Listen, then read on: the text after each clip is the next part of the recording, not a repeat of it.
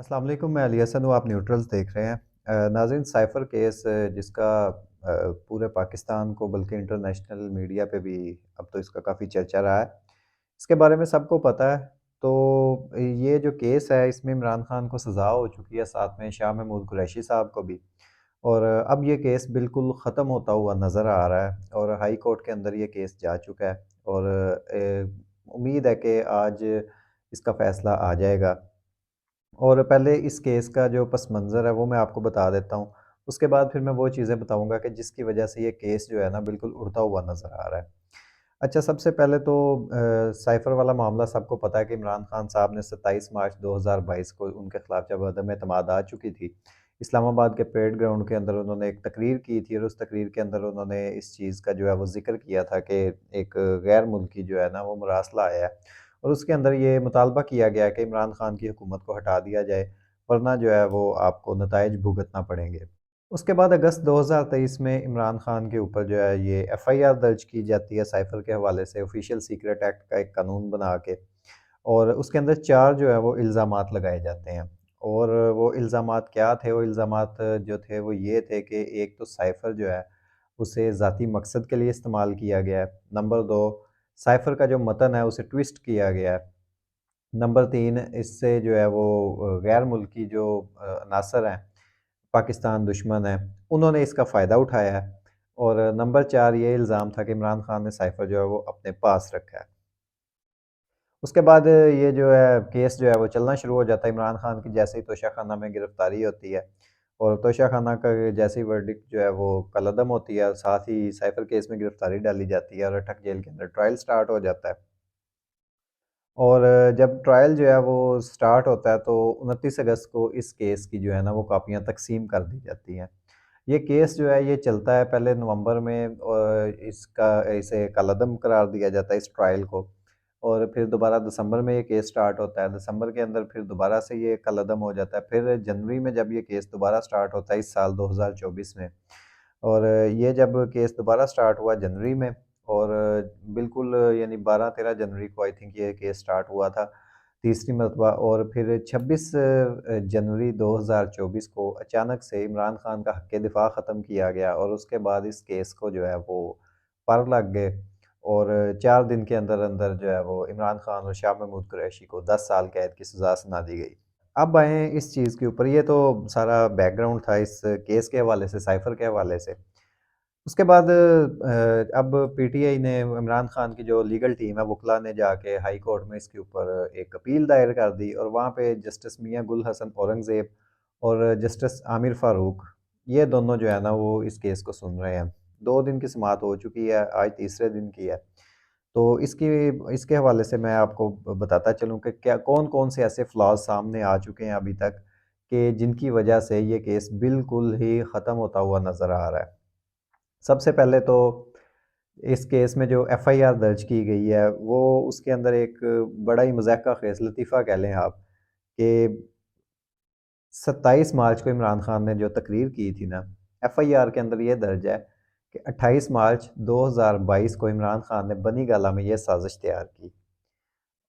हालाँकि इमरान खान एक दिन पहले 27 मार्च को तो वो स्पीच अपनी कर चुके थे। दूसरा इसके अंदर एक बड़ी मज़ेदार चीज़ है, वो ये है कि इस केस की जो इंक्वायरी है ना, वो 5 अक्टूबर को स्टार्ट हो गई थी और कंप्लेन जो है वो फ़ाइल की गई थी 12 अक्टूबर को। यानी कंप्लेन जो है वो बाद में फ़ाइल हुई है और इंक्वायरी पहले शुरू हो गई थी। इसके ऊपर आज जज साहब ने जब ये पूछा कि आपने ये कंप्लेन जो है वो मतलब इसकी इंक्वायरी क्यों शुरू की? इसका कोई रिकॉर्ड है आपके पास मौजूद है कि आपको इंक्वायरी के हवाले से? तो तफ्तीशी अफ़सर ने इसके बारे में बताया कि मुझे डीजीएफआईए ने इसके ऊपर ना इंस्ट्रक्शंस दी थी कि आप इसकी इंक्वायरी शुरू करें। उन्होंने पूछा इसका कोई रिकॉर्ड? तो पता ये चला है आज कि इसका रिकॉर्ड जो है वो ट्रायल कोर्ट में भी मौजूद नहीं है। जहाँ पे यानी कि इमरान खान को जज अबुल हसनात की अदालत में जो सज़ा हुई है, वहाँ पे भी इस चीज़ का रिकॉर्ड मौजूद नहीं है कि इमरान खान के खिलाफ जो एक साइफ़र की इंक्वायरी शुरू हुई थी, वो कंप्लेन फ़ाइल होने से पहले शुरू हो चुकी थी। अच्छा, उसके बाद जज साहब के सामने जब इस चीज़ का ज़िक्र हुआ कि ये जो 4 इल्ज़ामात हैं कि ज़ाती मकसद के लिए इस्तेमाल किया और गैर मुल्की ताकतों ने इससे फ़ायदा उठाया। तो इस हवाले से आज अदालत में ना इमरान खान और शाह महमूद कुरैशी की जो तकरीरें हैं ना, वो पढ़ के सुनाई गई। तो जज साहब ने कहा इसके ऊपर तो ये तो एक सियासी किस्म की तकरीर है, इसमें कौन-सी ऐसी बात है जिसकी वजह से पाकिस्तान को नुकसान हुआ है? इसके अलावा जज साहब ने ये भी पूछा कि वो जो बताएँ कि कौन-सी ऐसी बात है, कौन-सा ऐसा राज़ है जो इमरान खान ने अयाँ कर दिया, पब्लिक कर दिया, जिसकी वजह से इमरान खान को जो है वो सज़ा हो गई है? क्या वो साइफ़र जिसकी बुनियाद के ऊपर ये सज़ा हुई है, जो ट्विस्ट किया गया है, यानी कि एफआईआर में तो यही लिखा ना कि इमरान खान ने साइफ़र का मतन जो है वो ट्विस्ट करके अपने ज़ाती मकसद के लिए उसे इस्तेमाल किया है। तो जज साहब का पूछना ये था कि क्या जो वो साइफ़र जो है वो दिखाया गया है जो ट्रायल कोर्ट के जज थे अबुल हसनात को, कि जिसकी बिना पे वो देख के ये फ़ैसला करते कि वाक़ई के साइफ़र में कुछ और लिखा है और इमरान खान ने इसे ट्विस्ट करके जो है वो खुद अपना एक ज़ाती तौर पे इस्तेमाल करने की कोशिश की गई है। तो इसके ऊपर जवाब आया कि नहीं वो तो जो है ना वो सीक्रेट है, तो वो नहीं दिखा सकते। तो जज साहब ने कहा कि अच्छा अगर वो सीक्रेट है, तो फिर आप तो कह रहे हैं कि इमरान खान ने उसे पब्लिक कर दिया। अगर इमरान खान ने उसे पब्लिक कर दिया तो फिर उसे क्यों छुपा रहे हैं? फिर तो वो सीक्रेट नहीं रहा। तो उसे या तो अदालत में दिखाया जाता। तो छुपाया क्यों जा रहा है अदालत से, मीडिया से और आम-अवाम से क्यों छुपाया जा रहा है? क्योंकि आपका कहना तो ये है कि ये तो पब्लिक हो चुका है, इमरान खान ने इसे पब्लिक कर दिया। और इसके अलावा जज साहब ने एक ये भी सवाल इसमें पूछा कि क्या जो है वो गैर मुल्की ताकतों ने उससे कौन-सा ऐसा फ़ायदा उठा लिया है कि जिसकी वजह से सज़ा सुनाई गई है इमरान खान को? इसका भी किसी के पास कोई जवाब नहीं था। फिर इसके बाद आपको याद होगा कि इमरान खान का जब हक़-ए-दिफ़ा बिल्कुल ख़त्म कर दिया गया था और 2 सरकारी वकील जो हैं वो अब्दुल रहमान और हज़रत यूनुस गालिबन उनका नाम था, वो तैनात किए गए थे। तो उनकी भी एक बड़ी मज़ेदार स्टोरी है। साकिब बशीर साहब जो बहुत बायानाज़ रिपोर्टर हैं, कोर्ट रिपोर्टर हैं और सुप्रीम कोर्ट और हाई कोर्ट में वो अपनी सरगर्मियाँ अंजाम देते हैं सहाफ़ती, और उन्होंने ये बड़ी मज़ेदार एक चीज़ सुनाई और इसकी तायीद जो है वो इमरान खान के जो वकील है बैरिस्टर सलमान सफ़दर गालिबन, हाँ, बैरिस्टर सलमान सफ़दर ने भी इसकी तायीद की। हुआ कुछ यूँ कि जो हक़-ए-दिफ़ा ख़त्म किया गया था ना, आपको याद होगा कि इस केस के अंदर आज़म खान जो थे ना, वो एक की विटनेस थे। अच्छा, इमरान खान के जो थे ना वुकला, वो हाई कोर्ट में थे, 1-2 और केसेज़ थे उस हवाले से। तो वो वहाँ पे पहुँच नहीं सके और उसी टाइम जज साहब ने ना बकौल साकिब बशीर साहब के एक ईमेल की। ईमेल जो की वो एडवोकेट जनरल को की और साथ में व्हाट्सएप भी किया। ये भी साकिब बशीर साहब ने बताया कि ईमेल भी की और व्हाट्सएप भी किया कि 2 वकील चाहिए, सरकारी जो वकील हों और वो इमरान खान और शाह महमूद कुरैशी को देने हैं ताकि ये जो है ना केस को आगे प्रोसीड किया जा सके। और मज़े की बात ये है कि वो आगे से एडवोकेट जनरल साहब ने उस ईमेल का जवाब भी दे दिया। हालाँकि बकौल साकिब बशीर साहब की इस तरह होता नहीं है। कानून जो है ना वो इस चीज़ की इजाज़त नहीं देता कि ईमेल या व्हाट्सएप के ऊपर इस तरह से जो है वो सरकारी तौर पे वकला को हायर किया जाए। इसका जो है ना प्रॉपर एक प्रोसीजर होता है। जो जज साहब होते हैं वो बाकायदा तौर पे एक रिटन फॉर्म में ऑर्डर जो है वो इश्यू करते हैं। वो फिर जब पहुँचता है एडवोकेट जनरल साहब को, तो फिर एडवोकेट जनरल साहब जो हैं वो उसके ऊपर जो है वकला जो हैं वो देते हैं और उसके बाद फिर वकला जो है उन्हें टाइम भी मिलता है और उस ग़ालिबन आप ये कह लें कि कम से कम भी 10 से 12 दिन जो है ना वो इस चीज़ में, इस सारे प्रोसेस में लग जाते हैं। क्योंकि वकीलों ने आके दोबारा से केस पूरे को स्टडी करना होता है और उसको स्टडी करने के बाद जो है वो सारा फिर मज़ीद जो है वो आगे केस को चलाना होता है। तो इस केस में बिल्कुल ऐसा नहीं हुआ और हुआ ये कि जज साहब ने जो है वो एक ईमेल की और अगले दिन जो है वो आ गया और वकील आ गए और मज़े की बात ये है कि जो हक़-ए-दिफ़ा ख़त्म किया था उसका जो फ़ैसला है वो भी जारी नहीं किया गया जुमे वाले दिन। और अगले दिन जब इमरान खान, ना मीडिया को इस चीज़ का पता था और ना सहाफ़ियों को, ना इमरान खान की टीम को। इमरान खान की टीम अगले दिन जैसे ही लीगल टीम जो है वो अडयाला जेल पहुँची केस के हवाले से तैयार-श्यार होके कि आज हियरिंग है। तो गेट के ऊपर उन्हें आज़म खां मिल गए और आज़म खां ने बताया मेरे ऊपर तो जिरह हो गई है और वो सरकारी वकीलों ने किया और तब जाके पता चला कि इमरान खान का हक़-ए-दिफ़ा जो है वो ख़त्म कर दिया गया है। और वो इतने काबिल वकील आए थे, उन वकला ने आते साथ ही 21 गवाहान के ऊपर 2 दिन के अंदर जो है ना वो जिरह मुकम्मल कर ली और उसके बाद 27 जनवरी को मतलब ये गवाहान आए वुकला आए, 2 दिन में उन्होंने जिरह ख़त्म की और 30 जनवरी जो है उस दिन इमरान खान को इस केस में जो है वो सज़ा सुना दी गई। इसके ऊपर भी जज साहब ने अब आज का ज़िक्र किया है कि ये जो सरकारी वुकला दिए गए थे और ये किस प्रोसेस के तहत और कैसे दिए गए थे और इसका किसी के पास जवाब नहीं था।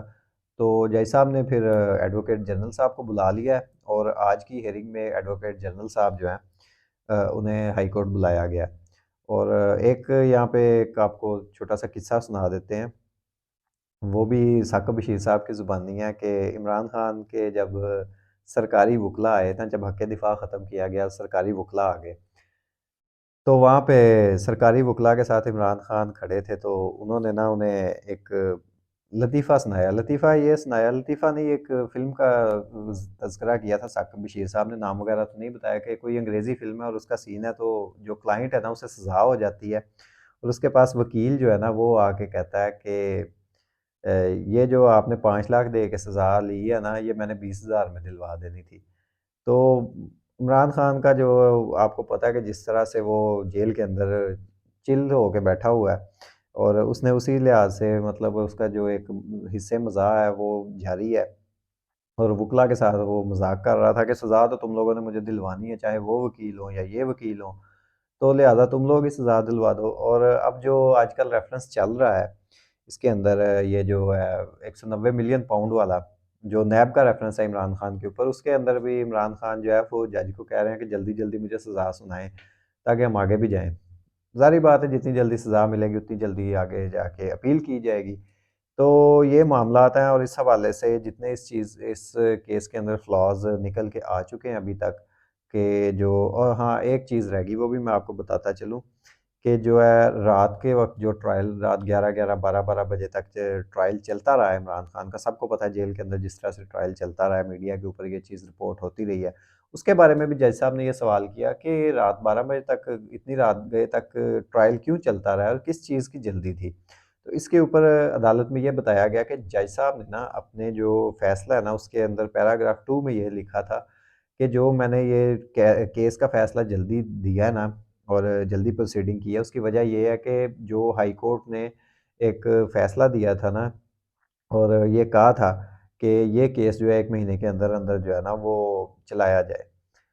ख़त्म किया जाए, इसका फ़ैसला किया जाए 1 महीने के अंदर-अंदर। अब ये जो फ़ैसला था ये जस्टिस आमिर फ़ारूक साहब ने दिया था हाई कोर्ट में और इसके ऊपर जो पीटीआई है वो गई थी सुप्रीम कोर्ट में और सुप्रीम कोर्ट से ये फ़ैसला कलअदम करार हो गया था और इसके ऊपर जब ये बताया गया कि जज साहब ने पैराग्राफ 2 में लिखा है कि हाई कोर्ट की जो डायरेक्शंस है उसके मुताबिक मैंने 1 महीने के अंदर-अंदर फ़ैसला करना था, तो आमिर फ़ारूक की ही इस जजमेंट के ऊपर आमिर फ़ारूक साहब ने खुद ये चीज़ कही कि जब सुप्रीम कोर्ट ने वो ट्रायल का लदम करार दे दिया था, तो ये जजमेंट ऑटोमैटिकली कलअदम हो गई थी।